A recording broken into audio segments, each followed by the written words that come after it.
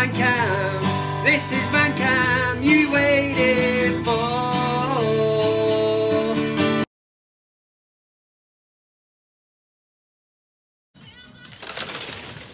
Steve!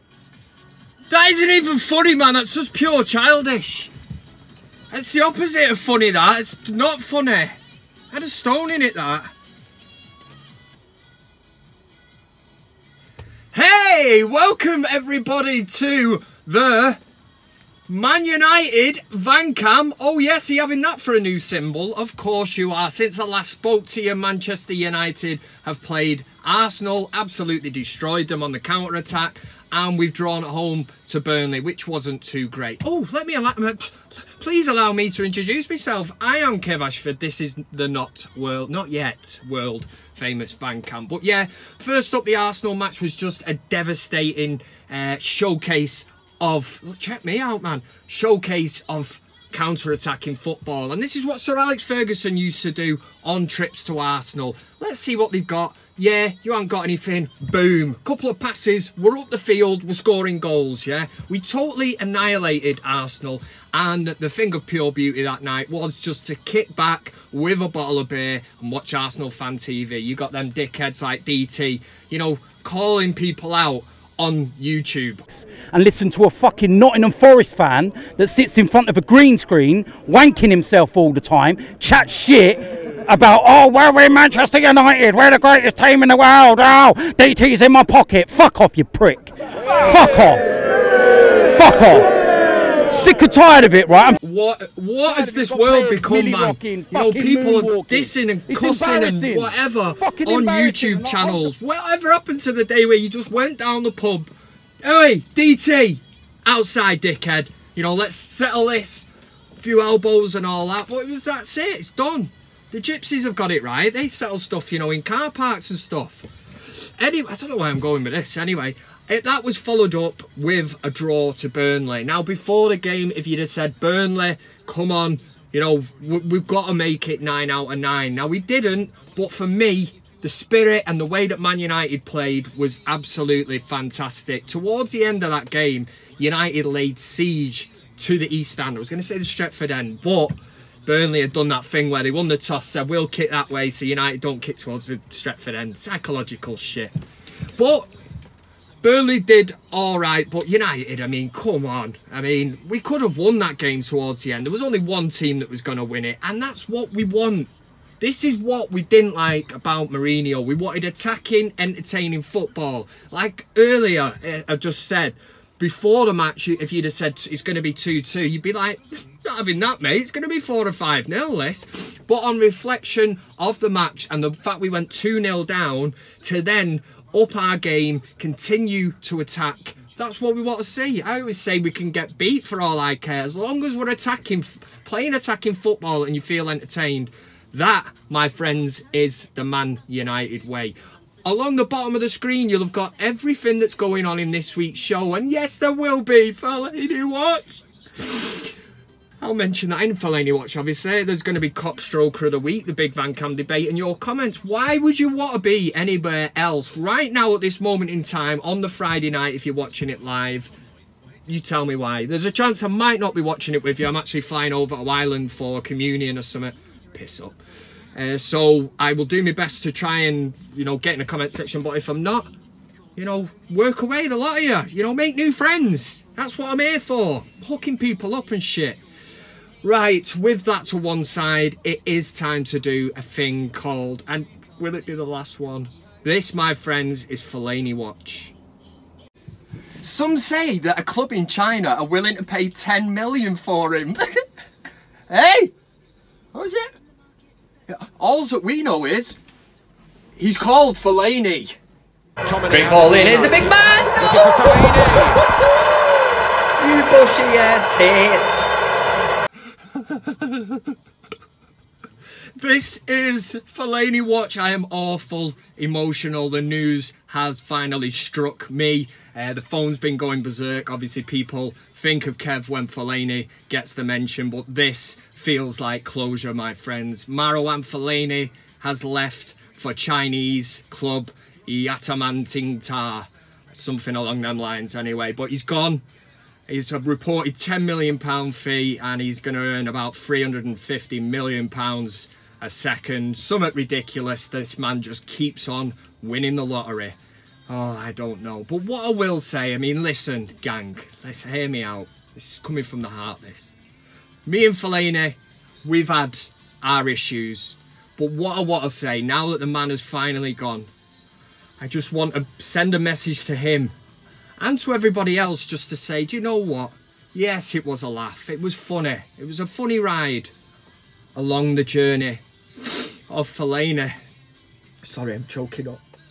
What I wanted to say was, let's embrace the good times. Yeah?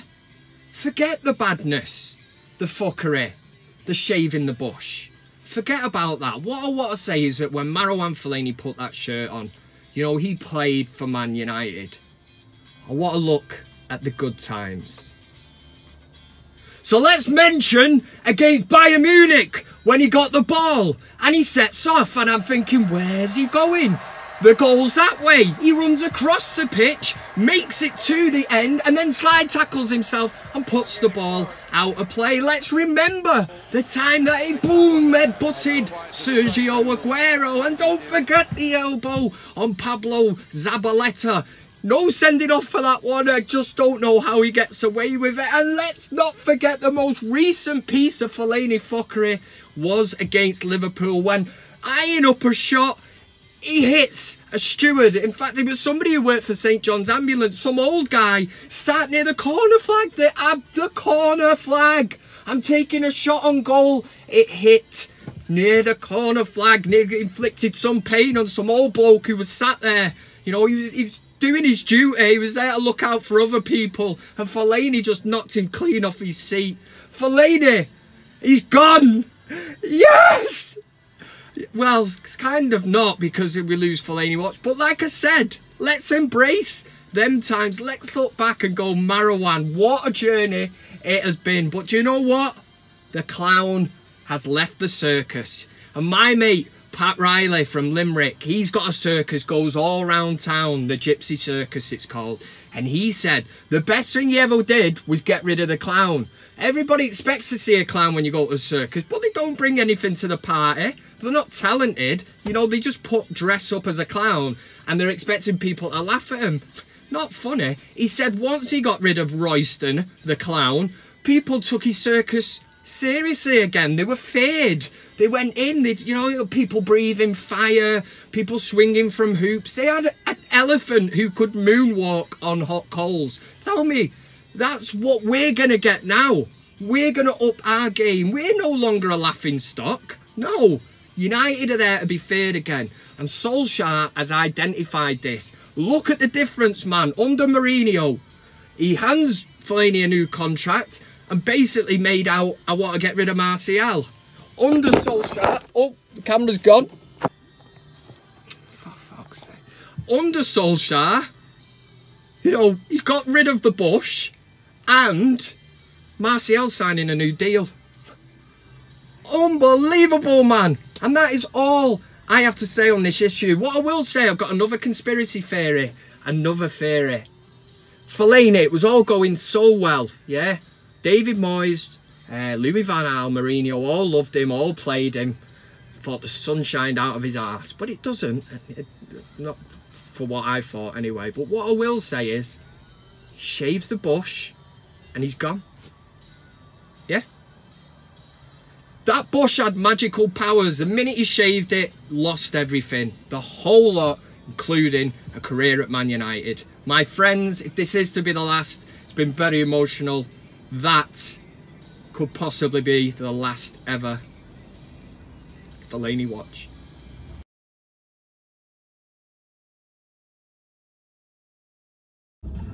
Hey Georgia, what's 6 foot long and keeps a dick warm? A Man City scarf. Do you get it? You got no sense of humour, you. What's wrong with you? That's a good joke, that. That was Fellaini watch. Next up, we are going to do the big VanCam debate. You need to buy a sense of humour. What's wrong with you, man? Yeah, next we're going to do the big VanCam debate. The big VanCam debate.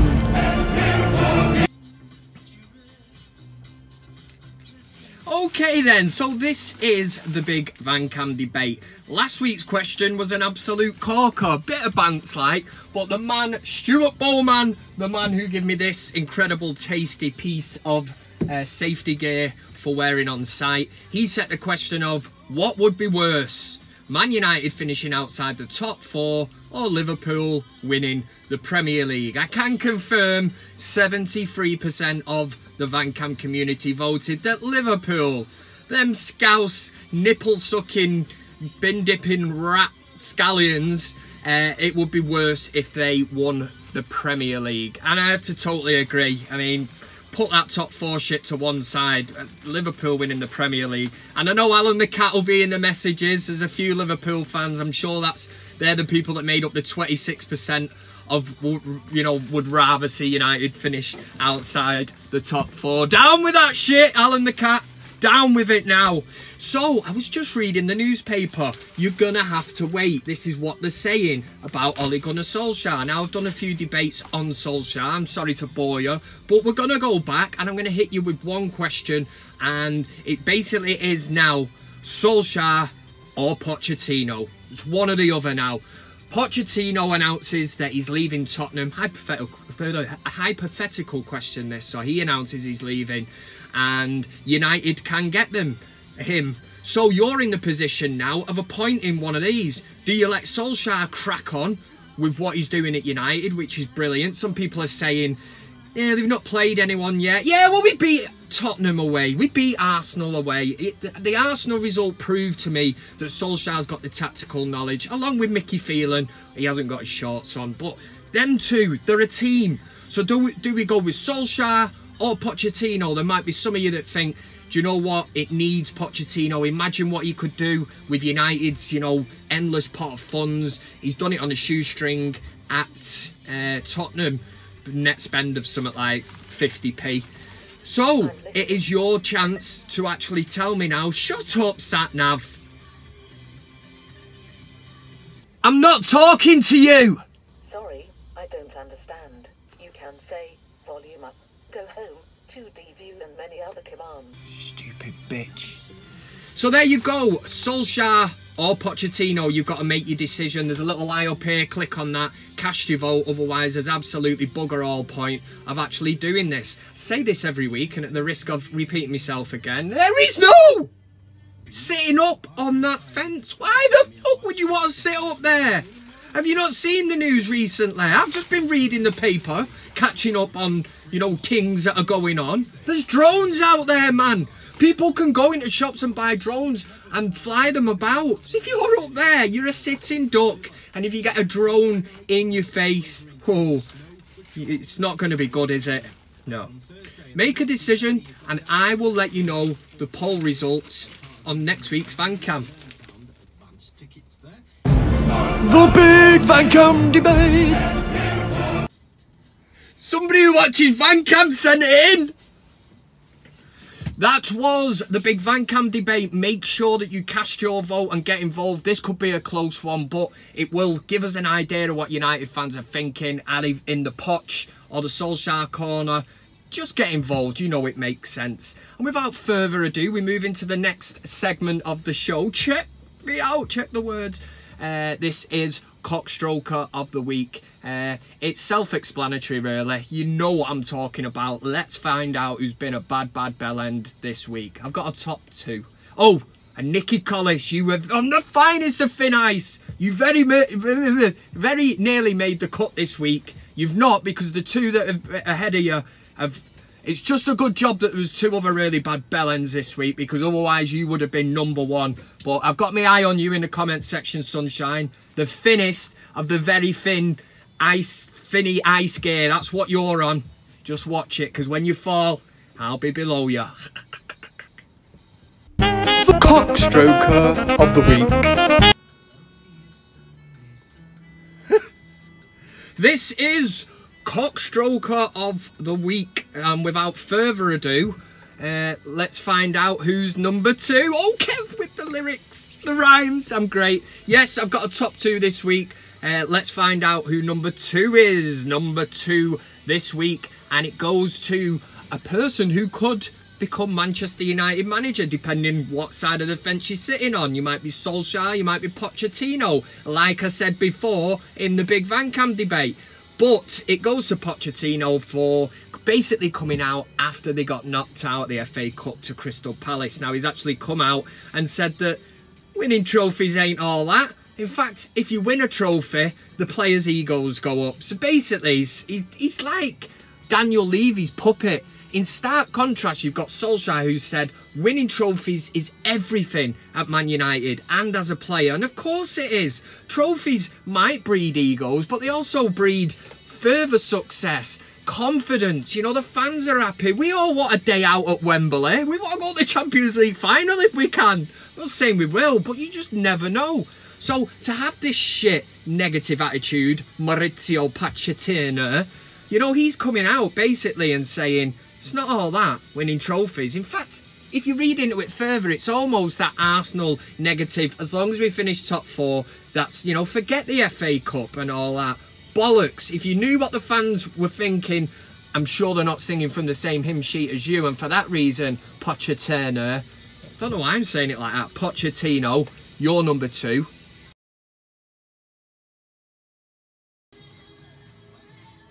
Number 1 this week, and I've got to thank Dave Birtwistle, VanCam regular, for sending this in. I always say, if you send something in, it gets used, you get the accreditation for it. And Birtwistle is rightly getting accreditation for this one. It is Trevor Francis for comments that he made at the Arsenal-Manchester United match, the game where we annihilated him. Oh, it's a cheeky blow. Why not?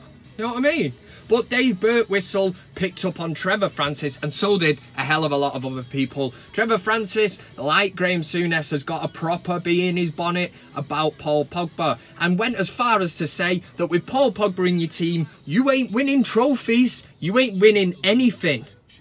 Pogba, you know, for me, will never ever give you the opportunity of winning trophies or championships, because I think he's a luxury player. He's not a Mourinho player.